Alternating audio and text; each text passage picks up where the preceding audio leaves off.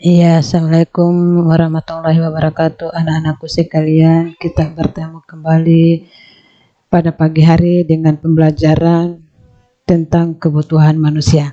Nah, untuk selanjutnya, mari menyimak materi pembelajaran hari ini.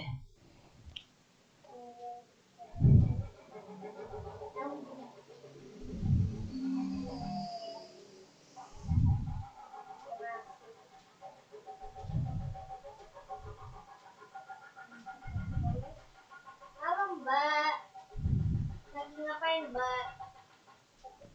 Lagi jual mobil. Ya, kebutuhan manusia yang ditayangkan oleh Siti Fatimah Olong dari SMA Negeri 8 Wuro. Ya, berbicara tentang kebutuhan manusia sama halnya juga dengan berbicara tentang masalah ekonomi. Nah, sebelum kita masuk kepada materi, maka di sini ada tentang materi kebutuhan manusia dengan pokok bahasan yang kita bahas. Nah, di sini ada standar kompetensi, yaitu memahami permasalahan ekonomi dalam kaitannya dengan kebutuhan manusia, kelangkaan dan sistem ekonomi. Kemudian kompetensi dasar, mengidentifikasi kebutuhan manusia. Nah, dari kompetensi dasar maka kita masuk kepada indikator. Nah, indikator di sini ada 4 indikator yang Ibu tayangkan, yaitu yang pertama mendeskripsikan pengertian kebutuhan, kemudian mengidentifikasi bermacam-macam kebutuhan manusia, serta ketiga mendeskripsikan pengertian alat pemuas kebutuhan, dan yang keempat mengidentifikasi bermacam-macam alat pemuas kebutuhan. Nah, yang tadi saya sudah sampaikan di awal, berbicara tentang kebutuhan manusia sama halnya dengan berbicara tentang masalah ekonomi.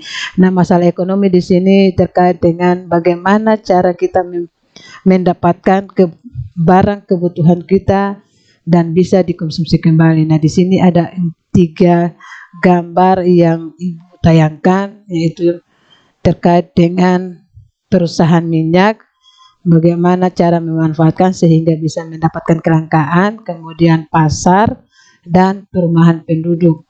Nah, apa itu masalah ekonomi? Masalah ekonomi itu adalah kesenjangan antara kebutuhan manusia yang tidak terbatas dengan alat pemuas kebutuhan yang terbatas. Oke, kita lanjut kepada materi pokoknya terkait dengan kebutuhan manusia. Nah, kebutuhan manusia, perbedaan antara kebutuhan dan keinginan.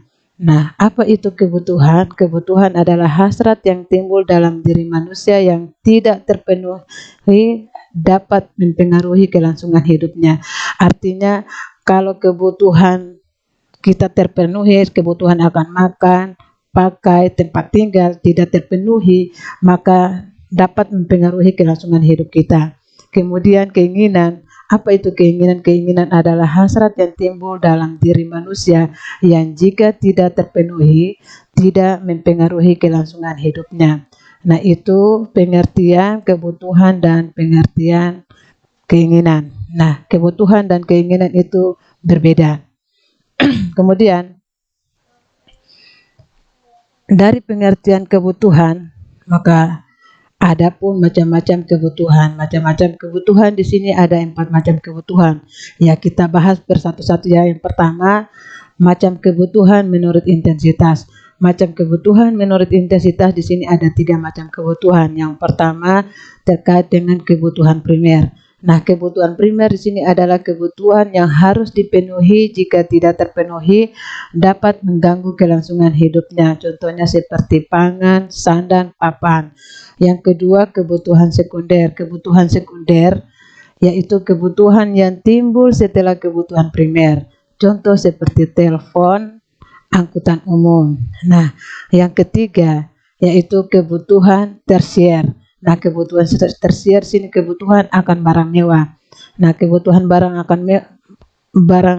mewah yaitu mobil mewah dan kapal pesiar. Nah, itu kebutuhan, macam kebutuhan yang pertama. Kemudian macam kebutuhan yang kedua yaitu menurut waktu. Menurut waktu ini ada dua waktu, yaitu waktu sekarang dan waktu akan datang. Nah, waktu sekarang adalah kebutuhan yang harus dipenuhi sekarang juga. Contoh, obat bagi orang sakit. Nah, kalau yang tidak sakit, jangan kita mengkonsumsi obat. Nah, yang kedua, kebutuhan yang akan datang. Kebutuhan yang akan datang di sini, kebutuhan yang pemenuhannya dapat dilakukan di masa yang akan datang. Contohnya seperti tabungan. Nah, tabungan ini sangat berguna jika kita punya kebutuhan yang akan datang. Itu sangat mendesak, maka kita bisa melakukan pengambilannya. Nah, itu contoh macam kebutuhan waktu. Nah, yang ketiga macam kebutuhan yaitu kebutuhan menurut sifat. Nah, kebutuhan menurut sifat ini ada dua macam, yaitu yang pertama kebutuhan jasmani dan kebutuhan rohani. Nah, kebutuhan jasmani yaitu kebutuhan yang berhubungan dengan jasmani atau fisik, contohnya seperti makanan yang bergizi, berolahraga yang cukup, serta istirahat. Yang kedua yaitu adalah kebutuhan rohani. Kebutuhan rohani ini yaitu kebutuhan yang bersifat rohani, berhubungan dengan jiwa manusia, contoh beribadah menurut agamanya, bersosialisasi, kemudian rekreasi dan hiburan. Nah, ini kita sangat membutuhkan hiburan untuk jiwa kita. Nah, dari macam kebutuhan sifat, maka kita masuk kepada yang keempat, yaitu macam kebutuhan menurut subjeknya. Nah, macam kebutuhan menurut subjeknya ini ada dua macam, yaitu kebutuhan individu atau orang perorangan, dan yang kedua adalah kebutuhan kolektif atau kebutuhan pemakaiannya bersama. Nah, kebutuhan individu adalah kebutuhan perseorangan atau individu. Contohnya seperti kebutuhan akan alat bantu pendengaran jika seseorang itu dia merasa pendengarannya terganggu. Yang kedua, kacamata apabila dia punya matanya itu tidak bisa memantau, maka dia bisa menggunakannya, dan kursi roda. Kemudian yang kedua adalah kebutuhan kolektif. Kebutuhan kolektif di sini yaitu kebutuhan bersama dalam suatu masyarakat dan dimanfaatkan untuk kepentingan bersama. Nah, contohnya seperti kebutuhan akan jalan raya, rumah sakit, dan sekolah. Nah, itu 4 macam kebutuhan. Nah, dari 4 macam kebutuhan ini maka kita masuk kepada alat pemuas kebutuhan. Nah, apa itu alat pemuas kebutuhan? Bisa berupa barang dan bisa berupa jasa. Nah, apa itu barang? Barang itu dapat berupa benda atau good dan jasa. Nah, alat pemuas kebutuhan ini kita lihat jenis-jenis barang. Jenis-jenis barang yang pertama di sini adalah jenis barang menurut cara memperolehnya, itu ada dua macam.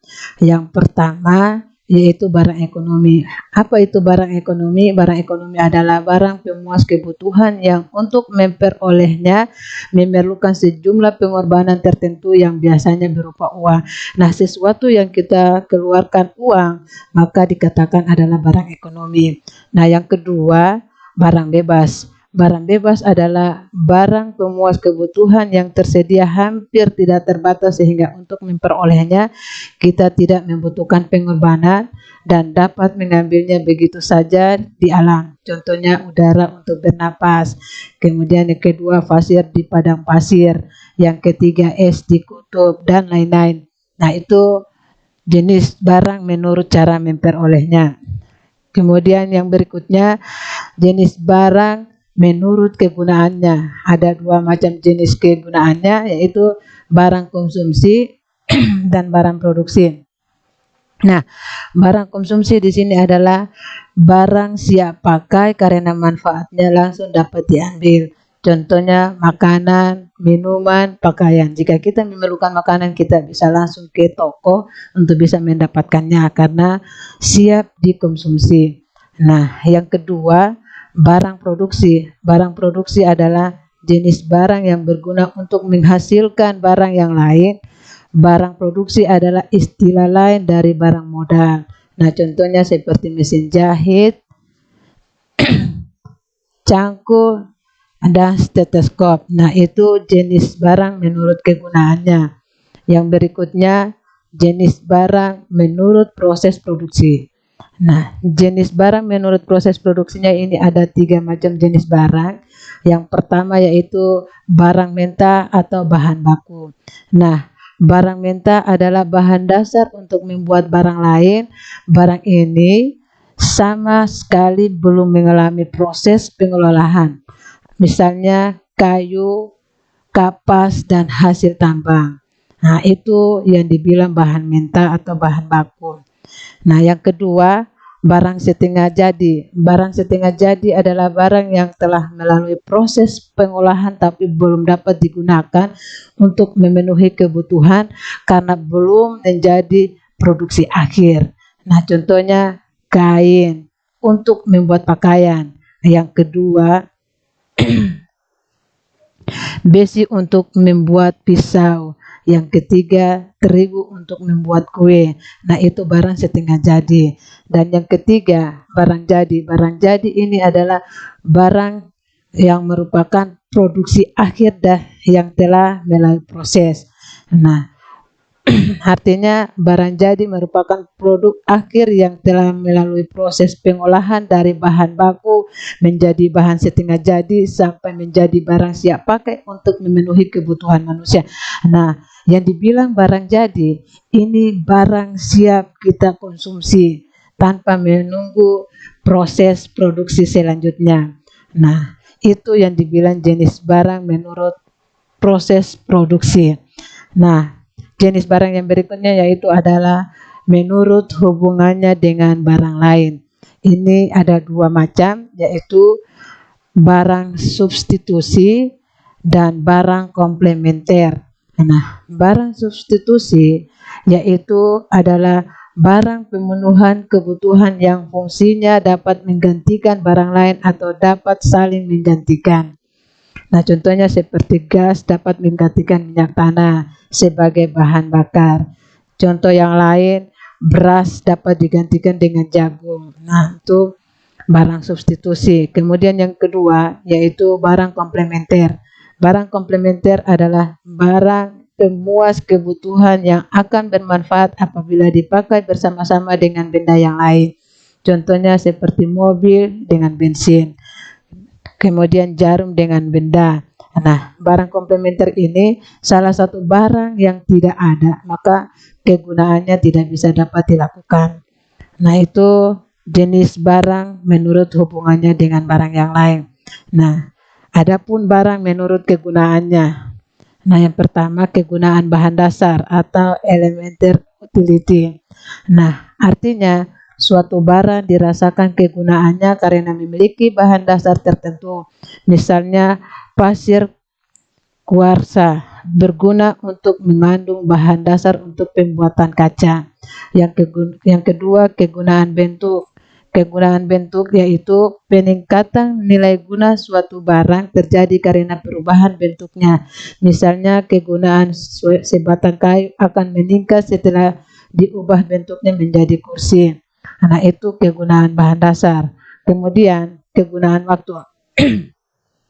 Kegunaan waktu atau time utility. Nah, artinya peningkatan nilai guna suatu barang terjadi jika digunakan pada waktu yang tepat. Misalnya jas hujan berguna pada saat musim hujan. Jadi jas hujan itu tidak dipergunakan pada saat waktu musim panas. Nanti kita merasa tubuh kita terbakar. Yang kedua, kegunaan tempat. Kegunaan tempat atau yang dibilang place utility.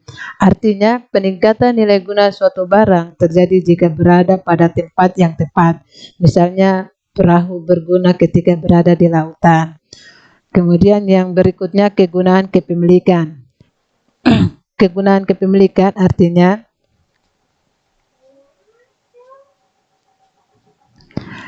peningkatan nilai guna suatu barang terjadi jika berada pada pemilik yang tepat. Misalnya, jala lebih berguna bagi seorang nelayan daripada bagi seorang dokter. Nah, itu kegunaan waktu. Kegunaan waktu kemudian kita dari kegunaan waktu ini maka ada yang dibilang latihan atau latihan. Silahkan anak-anakku sekalian, kalian menulis tugas pada buku tugas kalian, yaitu perintahnya yang pertama, pikirkan semua benda yang kamu butuhkan untuk menjalani aktivitasmu mulai bangun tidur hingga tidur kembali. Nah, tadi di awal Ibu sudah membahas terkait dengan macam-macam benda. Nah, dari macam-macam benda serta jenis-jenis kebutuhan, maka kalian bisa pikirkan semua benda yang kamu butuhkan. Itu bisa dimasukkan di dalam kalian punya buku tugas. Nah, dalam penulisan kebutuhan kalian dalam aktivitas keseharian kalian mulai dari bangun tidur hingga tidur kembali. Nah, yang kedua bisa dibedakan menurut jenis-jenisnya masing-masing. Nah, itu saja pembahasan materi di pagi hari ini. Semoga kalian sukses selalu dan kalian tetap sehat, semangat dan semangat selalu. Terima kasih. Wassalamualaikum warahmatullahi wabarakatuh. Sampai jumpa di materi pembelajaran berikutnya.